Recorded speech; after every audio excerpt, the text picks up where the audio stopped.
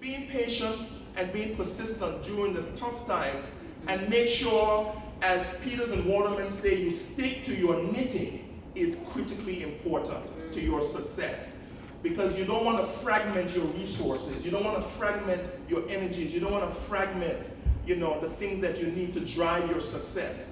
And if you are impatient along the journey, what happens is that when your success shows up, because the vision is for an appointed time, when it shows up, you don't have the resources to take advantage of your success. Because your vision will draw for you the productivity resources you need in order to be accomplished. Now, what we're going to do is an exercise that's called NLP, which is Neuro-Linguistic Programming. And that's basically a way of saying we're going to remap your brain. Your brain has thought a certain way for a while to create a filter. The filter is called a limiting belief.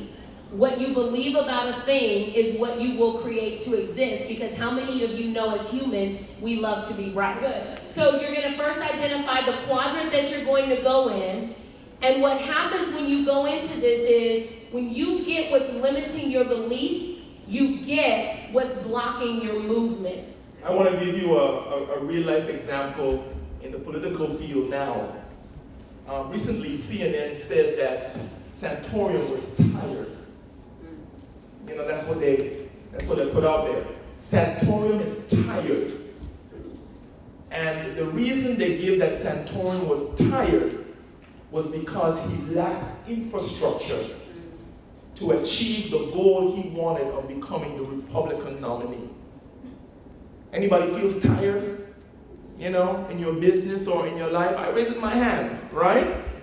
Because if you lack the infrastructure to create and propel your breakthrough and your results, then you just won't get there. Infrastructure is important. Try again. If at first you don't succeed, try again. Well, what about if at first you don't succeed, look at your system.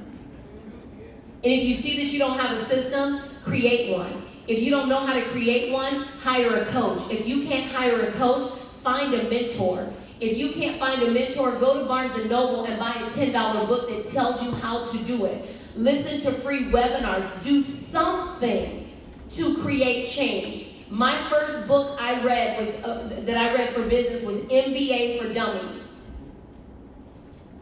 I couldn't afford it, but I could afford $1.59 Starbucks cup of coffee. I went every day until I finished that book. One day I accidentally made a highlight mark in the book. I thought the police were going to come get me because I did not have $48 to pay for that book. And that was 8 years ago.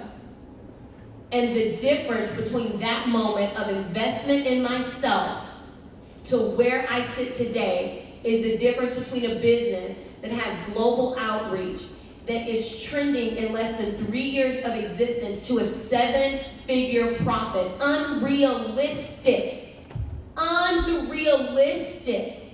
that type of growth.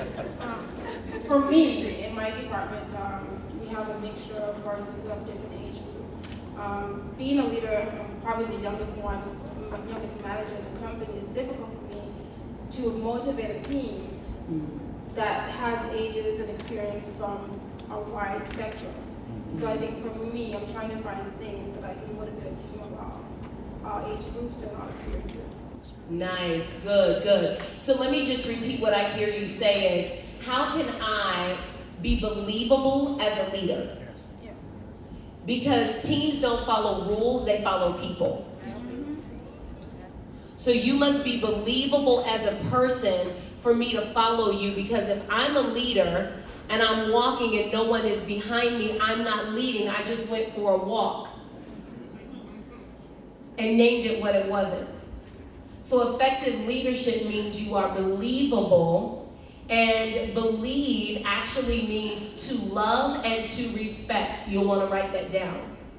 To encourage you, to push you to take that last leap, or that first one.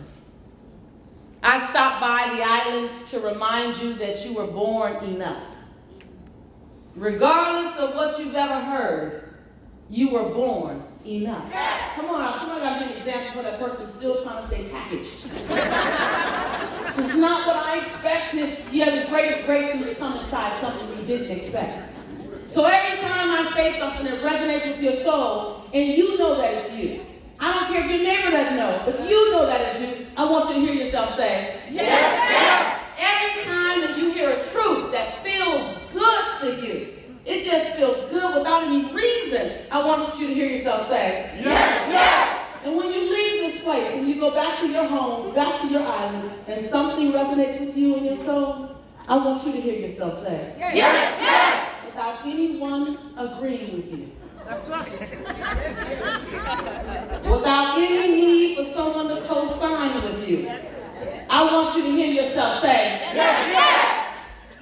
Even with knees knocking and teeth chattering, I want you to hear yourself say, yes, yes. And when no one else gets your vision, still say, yes, yes.